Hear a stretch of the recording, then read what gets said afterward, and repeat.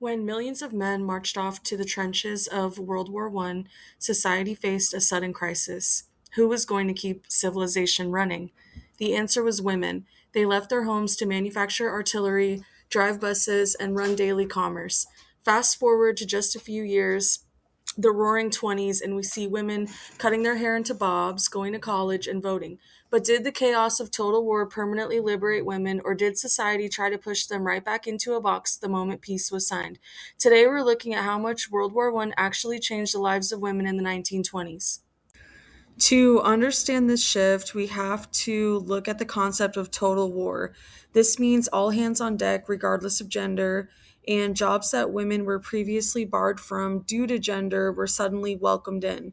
They took on the difficult task of farming to prevent starvation, and we can look to the Women's Land Army for evidence of that.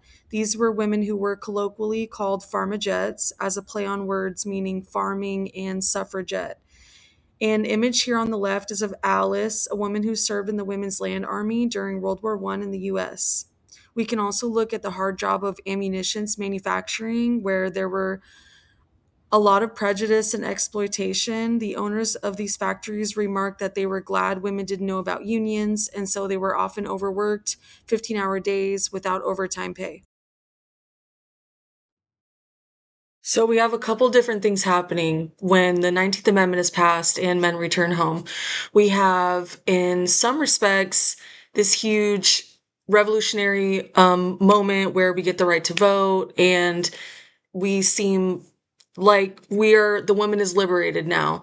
And that can be seen in popular media portrayals like the Flapper Girls and the imagery around the 1920s. But on the same hand, we have a couple different other things happening, like across the pond, we have the passage of the Pre-War Restoration Practices Act in the UK, which says that basically the women who are in the jobs that were needed during the war are no longer needed, and men will be given priority and men will be put back into those positions. And there are some different accounts about personal feelings towards that. Women were frustrated that they were being pushed back into domestic life. And there was even some propaganda on that front, US as well. On that front, we had different advertisements pop up about vacuum cleaners, and ads kind of really started to push domestic home life. We have the rise of domestic science, where, you can operate in a factory and you can also run your home like a factory. And it was kind of emphasizing this need to be a traditional housewife again. And so, to what extent did World War I permanently transform women's status? The truth lies somewhere in the middle, like a lot of historical questions. Normally, it's not cut and dry. The answer's somewhere in the middle.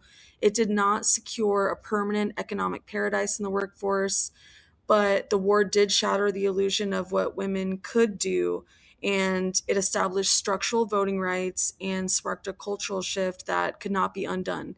So while the war didn't solve everything, it broke the box open.